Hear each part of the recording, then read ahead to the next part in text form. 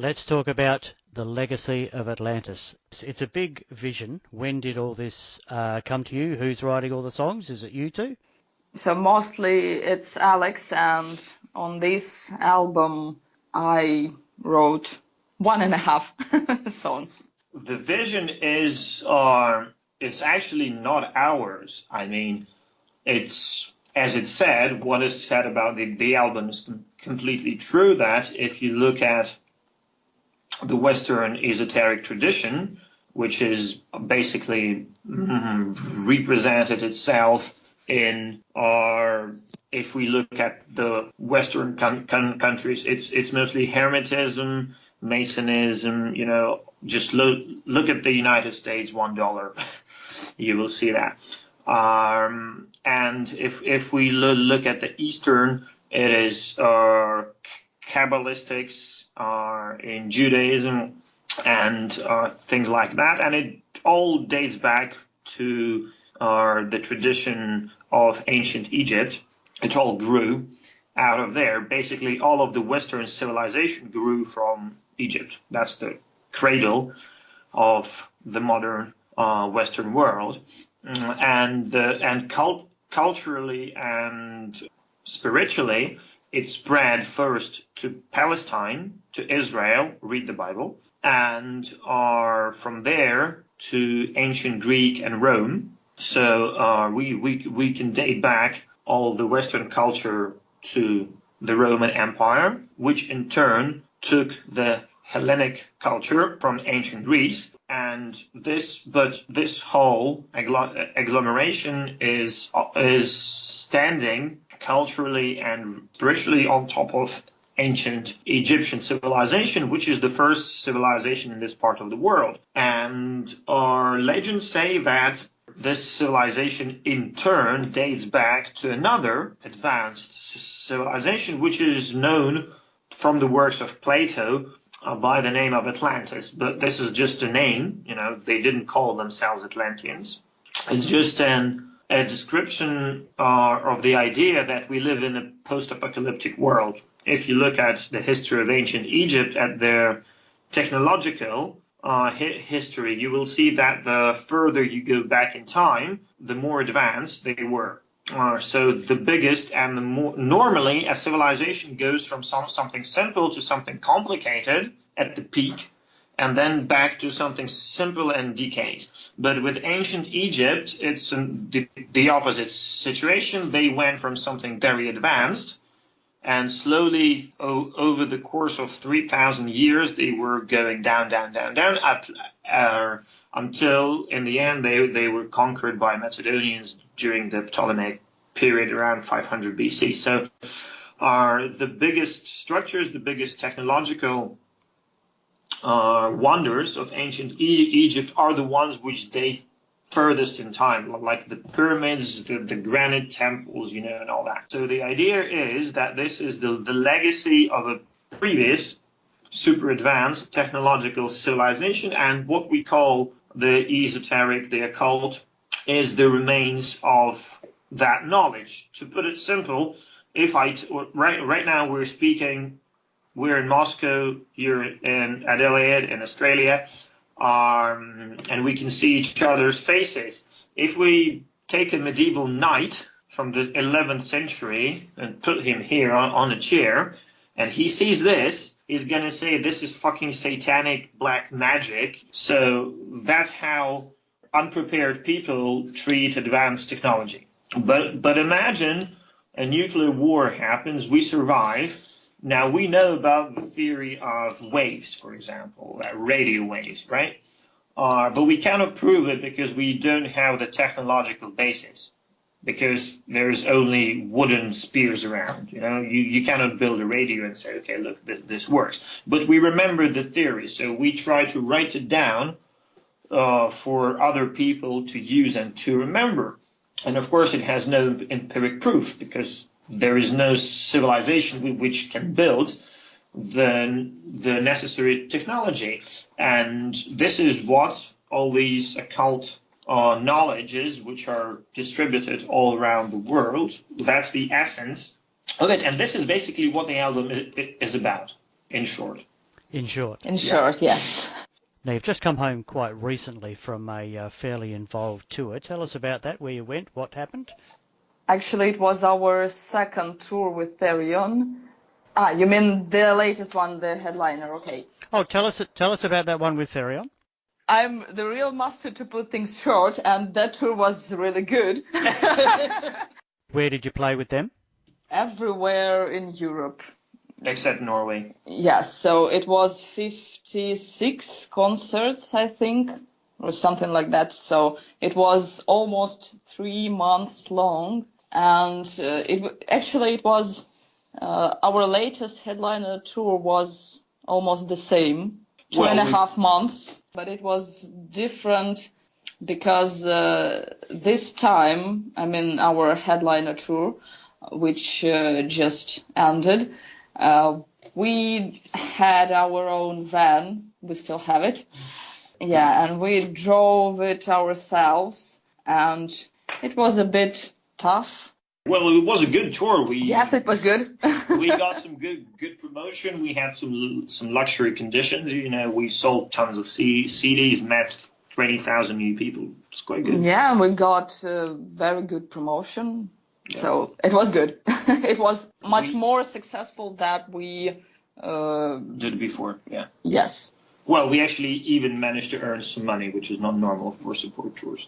So that tour ended in April, and then we had tons of shit to do here. So basically we had May, June, July, August, September, October, November, December. We had only 8 months. And from those 8 months, we spent 5 months trying to chill out. And then the new tour came in, and we had to prepare for it. So basically we only started chilling out after the previous tour when we had to prepare for the new headliner tour, and now we're here. So 1 year just passed like that, you know. Okay, tell us about this headline tour. You're driving your own van, all sorts of adventures, I can imagine. We bought. What's the name of the van? It depends where you live. If you live in the east, it's called Sangyong. If you live in the west, it's called Mercedes. But it is from 96. Yeah. So you can imagine what it is. But actually, it is good because... it's the only thing which didn't break. Yes. And because this old shit drove... almost 25,000 1,000 kilometers with 7 people aboard and with 8 people aboard and a huge trailer. Yeah, so it was slow. It was going around 50 kilometers per hour uphill, yes, but still. On the motorway, it drove 120, so that was okay.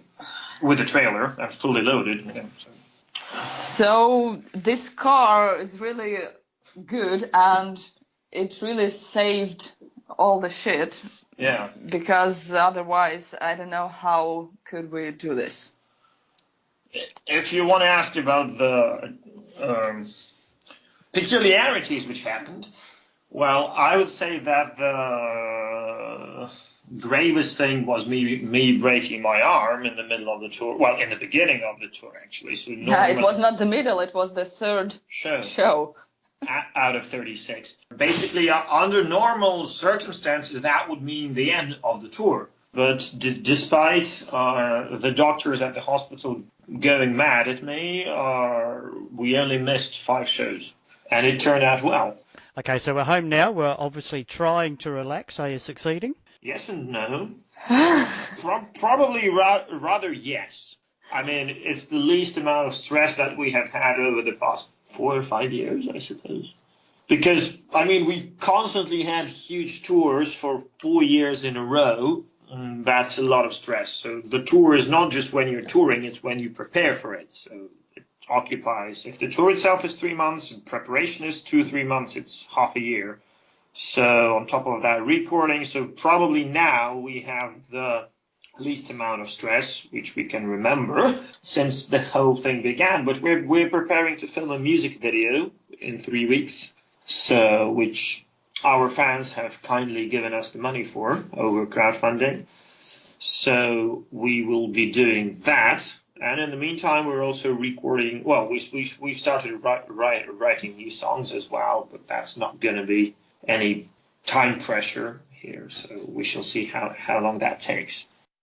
One thing that always stands out is the vocals. Now, with the three of you, you've pretty much covered the whole range of vocals, and they all work together, in my opinion, really, really well.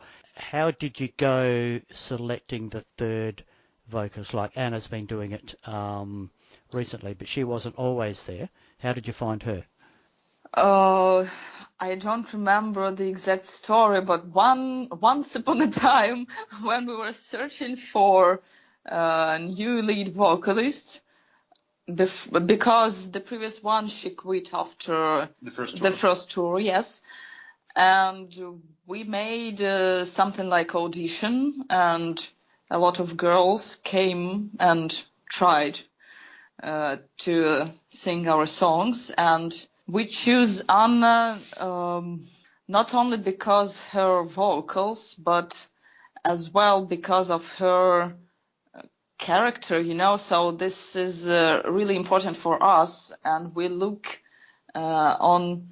try to see how the person will act, so will behave on tough conditions on tours and etc.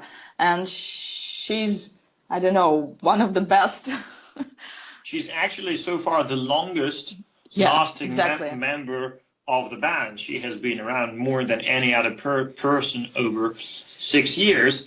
And she's always positive. She's young. She has a lot of energy. So she fits our band.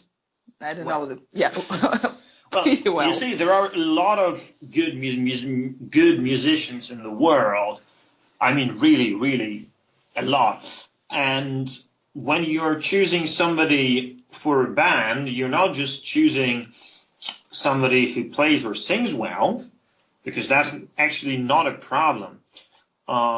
You're choosing a person with whom you would be living for months and months on tour, in the same van, in the same bus, with whom you would have to work long hours at the studio. You know, basically you're trying to choose a person who would A, fit you, B, who would not have conflicts with you, and C, somebody whom you can rely upon, you know. And somebody who will be the needed piece of the puzzle, you know. So the band is like a puzzle, so we just need to pick the right pieces to make all the shit works. So it's more of a psychological, you know, thing than a professional thing, because again, you have like 10 people who sing or play more or less on the same level, but that's where the challenge starts, you know, after that. So you're choosing a person, not just, you know, a singer. Obviously, I don't see that part, but what I see and hear is her stage presence and her voice, and all three of you, in my eyes, work together very well. Thank you. Oh, thank you. All right, what a magnificent chat I've had here tonight with Alex and Jane from Imperial Age. Guys, thanks so much for taking the time and talking to me today. Thank you, Mal. Thank you for your questions. Thank you for your time.